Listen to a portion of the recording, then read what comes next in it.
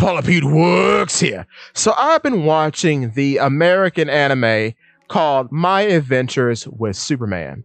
So this past Saturday, something very interesting happened. We got to see their version of Kara Zor-El, also known as Kara Kent, also known as Supergirl. And it's no secret that her civilian clothes look very familiar, very of anime. And it's no secret that they've lifted some things from Akira Toriyama's Android 18 from his Dragon Ball series. Not a bad design to lift from, I gotta be honest. Good on y'all, you got good taste. But in looking at this and looking at their inspiration, it made me think there might be an Android 18 reference in One Piece. Now, for the record, outside of Android 19 and Android 16, and I want to say Android 8, all the rest of the androids in Dragon Ball are actually cyborgs. With the exception of Cell, because he's like a weird mutant thing, but we'll get to that later. But yeah, they're all cyborgs. So I think Stussy from One Piece might be a reference to Android 18. Let me explain. So first of all, out the gate, physical appearances are very similar. Blonde woman with blue eyes, right? We got that out the way in both cases. Now, what's interesting is that both of them do perform assassination-like attempts in the story because, of course, in being a part of CP0, Stussy is an assassin, and she presumably assassinated Lufeld during the Tea Party. And of course, the android trio of 16, 17, and 18 were trying to kill Goku. So they're trying to assassinate Goku. So that makes sense there. Another thing that makes sense is the origin and the fathers of the two. So, of course, Android 18 was created by Dr. Gero. Dr. Gero turned himself into Android 20. So he is a cyborg. And being a cyborg, his brain is also exposed under his hat. This relates back to Vegapunk, because Vegapunk, like Dr. Gero, is a very brilliant scientist in his own world. And he's also got some weird brain theming of his own, because he is the eater of the brain fruit, a paramecia type Del fruit that has allowed his brain to expand and store an unlimited amount of information. But the caveat to that is that his head grows bigger and bigger and bigger and bigger. So in the current story, he has had the top portion of his head cut off and replaced with an antenna.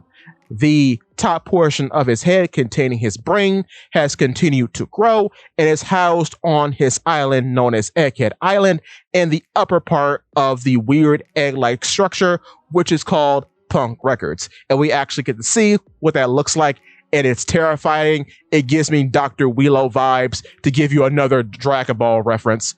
But in that way, both Vegapunk and Gero are cyborgs who have a focus on their brains. And much like Dr. Gero, Vegapunk has created Stussy. And Stussy was the first clone in One Piece's history. Now, here's where things get tricky. Lazui is the original name of Android 18. So as far as I know, Lazui just had her identity erased, and she became Android 18 once Dr. Gero experimented on her and made her into a cyborg.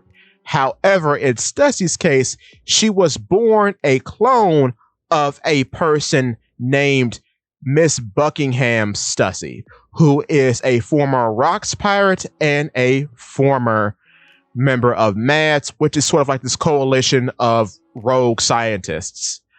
And yeah, we're still talking about a pirate show, but yes, Stussy is the clone of another woman named Stussy. So where Android 18 got her identity stolen, Stussy doesn't really have an identity. And that's why I think the two parallel there. But where they separate again is Android 18 hates Dr. Gero. She kills him on the spot, right? But Stussy loves Vegapunk. She sees him as a father. At least that's what we're gathering. But there's another member in this trio of blonde, blue-eyed women. Enter Vegapunk York, the sixth clone of Vegapunk. Her responsibility is to handle eating and defecation amongst herself and the other clones of Vegapunk, I assume including Vegapunk himself. So, her story is that she too is a clone in a loose way. It's not really understood what she is based off of, but she is the same as Vegapunk himself. All the clones of Vegapunk are, as he has 6 other people who handle various tasks for him, and they're all numbered 1 through 6, with York being the 6th one.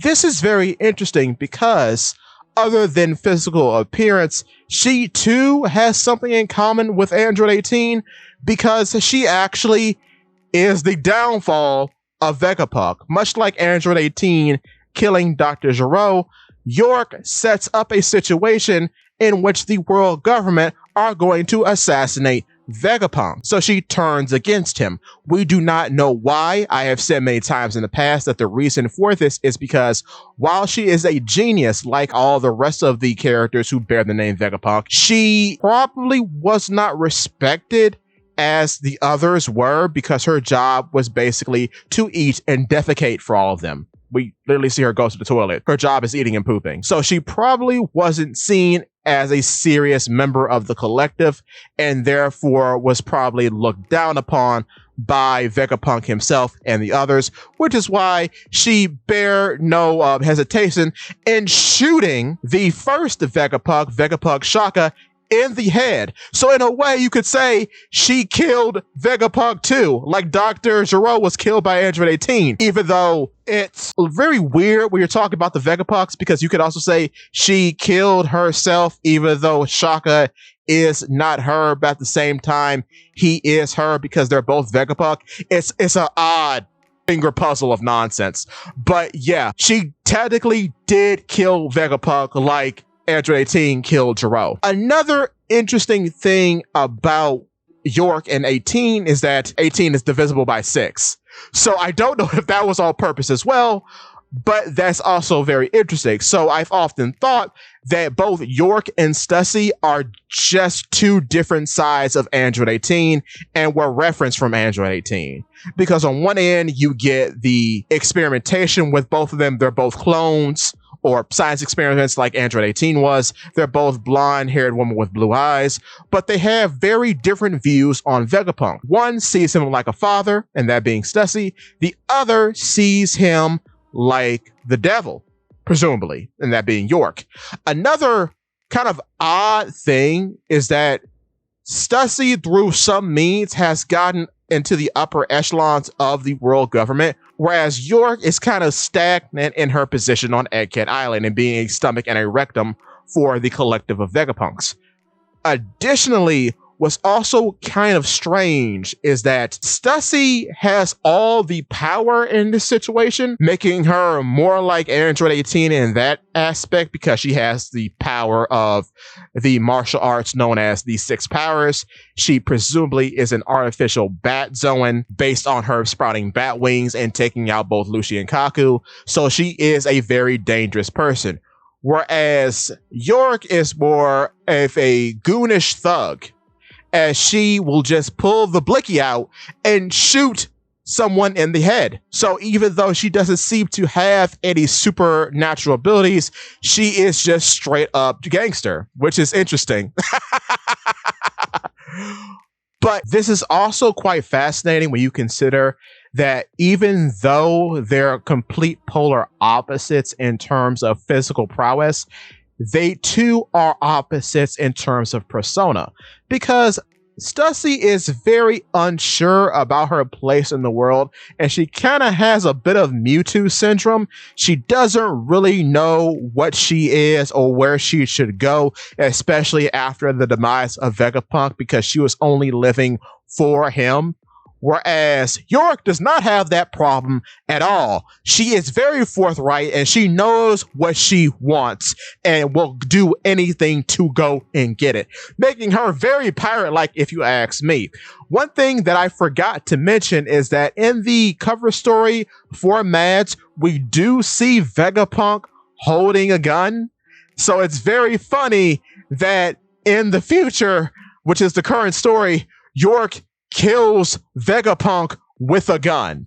So she did get that aspect from Vegapunk.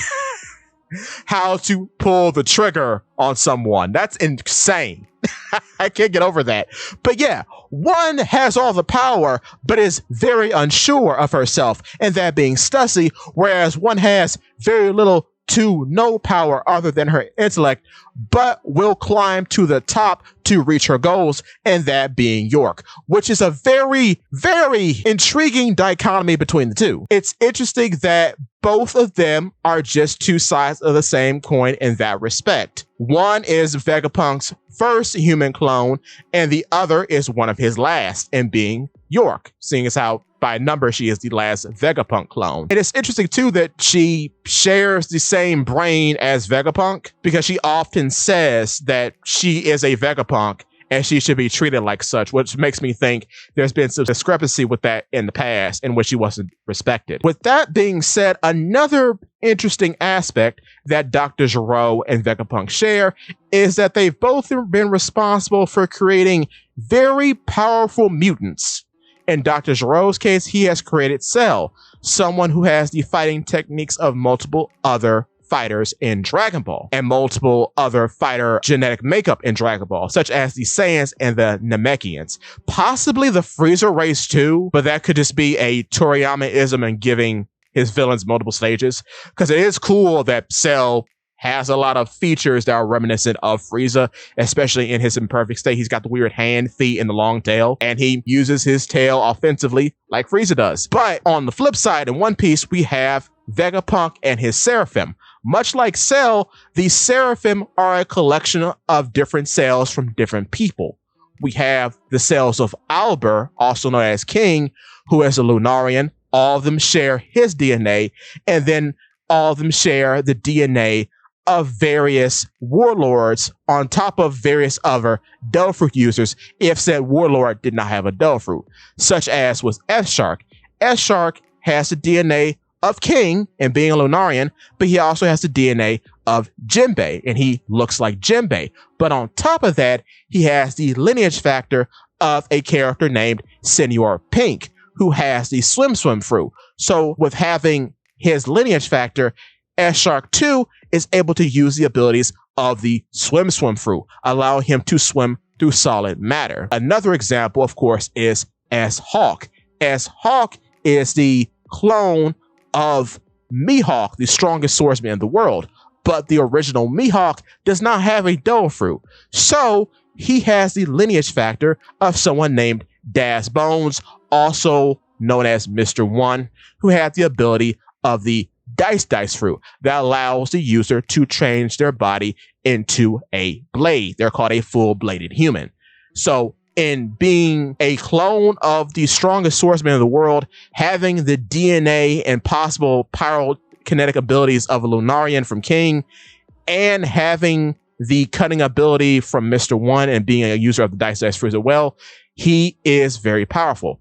Also, too, what I forgot to mention is that all the Seraphim have the cybernetic component of the giant robot clones in One Piece, in which they can shoot out lasers. So on top of all that, all of them have the ability to shoot out lasers. So with them being a collection of different cells and lineage factors and DNA and whatnot, you could say too that the Seraphim as a collective are a reference back to what Cell ultimately is, a collection of DNA and cells and techniques mashed together to form a perfect fighting machine. And with that being said, that's all I have for you today. Give me your thoughts.